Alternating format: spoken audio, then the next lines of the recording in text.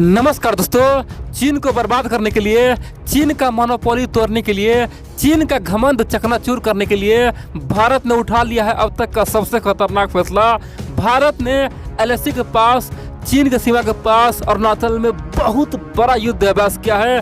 भारतीय सैनिक के इस युद्ध अभ्यास से चीन में हड़कंप मच गया है, पूरा दुनिया हैरान हो गया है।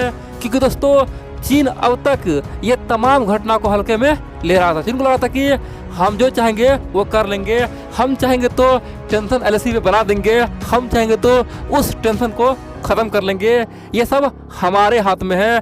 भारत चीन की सीमा पर जो भी होगा उसका निर्णय चीन डिसाइड करे। दोस्तों शी जिनपिंग को लगा था कि हम जो करेंगे वही होगा, अगर हम प्यार से बात करेंगे भारत मेरा बात मान जाएगा और फिर कहानी खत्म हो जाएगा, हल्ला शांत हो जाएगा। लेकिन दोस्तों यहाँ पे बिल्कुल उल्टा हुआ है। भारत ने कर दिया है अब तक का सबसे खतरनाक युद्ध अभ्यास और चीन को दोस्तों मिर्ची लग गया है। चीनी थिंक टैंक, चीनी आर्मी बोल रहा है कि अब हमारा अंत आ चुका है, अब तो एक महायुद्ध होके रहेगा। दोस्तों मैं आपको एक एक पॉइंट बताऊं आखिरकार ये युद्ध कहाँ हुआ है और इस इसका क्या मकसद था और दुनिया आज क्यों डर रहा है, दुनिया में आज आखिर खौफ क्यों है और भारत सरकार अब की बार इतना फैसला कैसे लिया है। दोस्तों अब तक सुनते होंगे एलएसी के नजदीक चाइना ने युद्ध अभ्यास किया, अब तक सुनते होंगे एलओसी के पास पाकिस्तान ने युद्ध अभ्यास किया। लेकिन दोस्तों पहली बार आप सुन रहे हैं कि चीन के सीमा पे भारत ने मेगा युद्ध अभ्यास किया है, जिससे चीन के लिए ये बहुत बड़ा वार्निंग नहीं दोस्तों, सीधा युद्ध का भारत ने ऐलान कर दिया है, युद्ध का घोषणा कर दिया है। चीन को बता दिया है कि जितना पावर है सब लगाओ, अब तुम्हारा अंत हम कर ही देंगे। दोस्तों भारत ने साफ कर दिया है कि कल तक तुम मजाक में छेड़ रहे थे, आज मैं सीरियस हूँ, अब तुम्हें वही मजाक भारी पड़ने वाला है।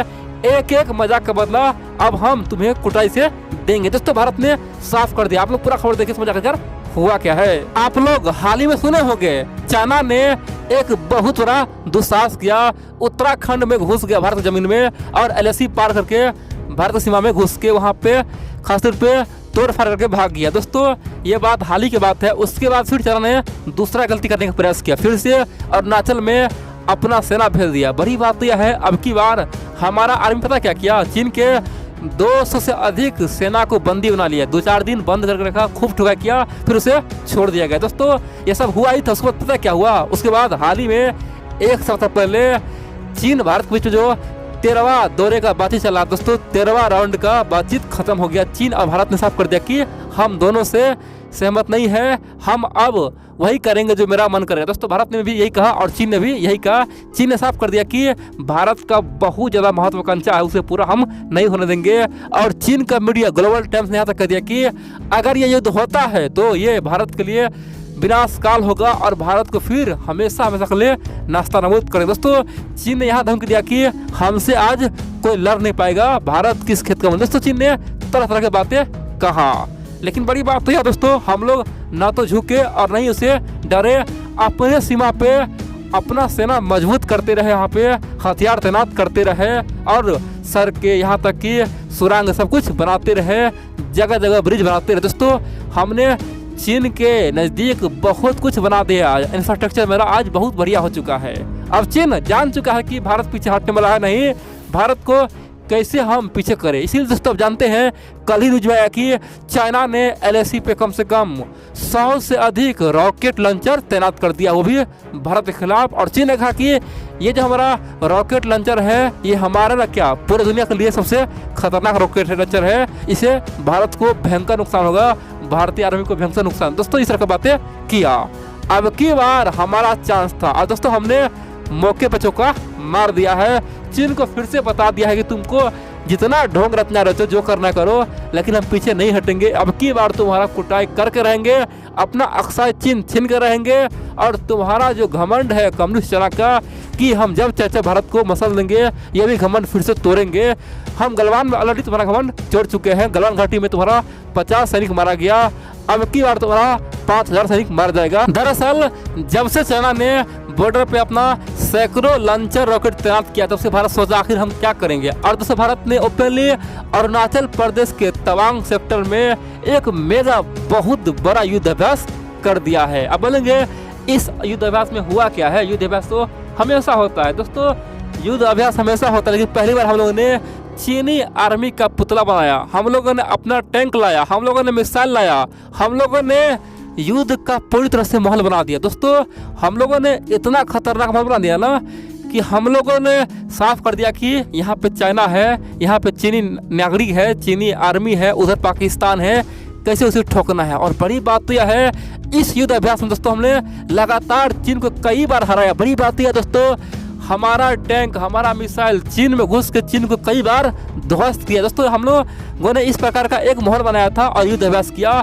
चीन को पहले हम लोगों ने दुश्मन मान के युद्ध अभ्यास किया और चीन बौखला गया है और चीनी थिंक टैंक को हम लोगों ने औकात दिखा दिया। दोस्तों ये बहुत बड़ी बात है, क्योंकि युद्ध अभ्यास भी सीमा पे जब टेंशन का माहौल हो, अगर तब होता है ना, तो समझो युद्ध होने ही वाला है। और दोस्तों आप मान लीजिए एक बार फिर से भारत चीन में भिड़ंत होने ही वाला है। अब बोलेंगे ऐसा कैसे बोल रहे हैं?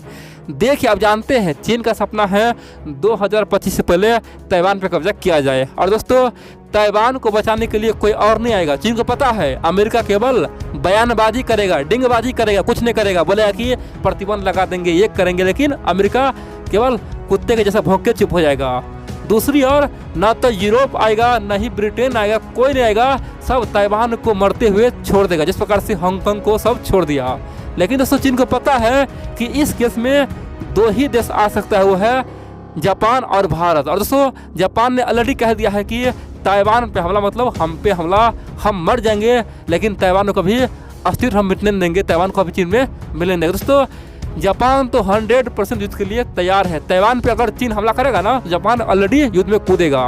अब दूसरा देश भारत है। चीन को पता है कि जापान के बाद नंबर 2 का देश भारत ही है जो इस मैदान में आएगा, क्या हमें ठुकाई कर देगा। अगर हम उस और ताइवान पे हमला करेंगे तो हमारे सीमा पे भारत सचमुच में एग्रेशन करेगा और हमारे चीनी सैनिक को दौड़ा दौड़ा के मारेगा। दोस्तों चीन को पता है कि कैसे भी भारत को यहाँ पे रोकना होगा, और अगर भारत मैदान में आता है तो ताइवान तो छोड़ो, तिब्बत भी यहाँ से निकल जाएगा। चीन को लग रहा है कि जो हाल पाकिस्तान का हुआ, दोस्तों आप जानते हैं पाकिस्तान 70 साल में सपना रखा कि हम भारत से कश्मीर छीन लेंगे, कश्मीर छीन लेंगे। कश्मीर पे वो ध्यान दिया, भारत ने क्या किया? कश्मीर तो बिल्कुल नहीं दिया। हम लोग बोले पीओके लेंगे लेंगे। दूसरी ओर हम लोगों ने पाकिस्तान का एक अंग ही काट दिया, बांग्लादेश बना दिया।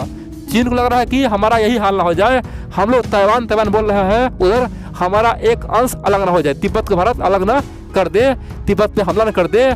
जिस समय हम ताइवान पे हमला करेंगे उसी समय भारत तिब्बत पे हमला न कर दे। दोस्तों इसीलिए चाइना भारत को अभी से रोकना चाहता है, भारत को पूरी तरह से कमजोर करना चाहता है, इसीलिए सीमा पे अभी से ही फोर्स बढ़ा रहा है। आप बोलेंगे जब ताइवान पे हमला हो तो भारत क्यों युद्ध में जाएगा? दोस्तों भारत का मजबूरी है। आप जानते हैं चीन ऑलरेडी बच चुका है कि पहले हम हांगकांग को मिलाएंगे, फिर ताइवान को मिलाएंगे, उसके बाद फिर अरुणाचल पर कब्जा करेंगे, नेपाल को मिलाएंगे, भूटान को मिलाएंगे, सबको हम कब्जा करेंगे, क्योंकि ये तिब्बत का 5 उंगलियां है। कौन कौन?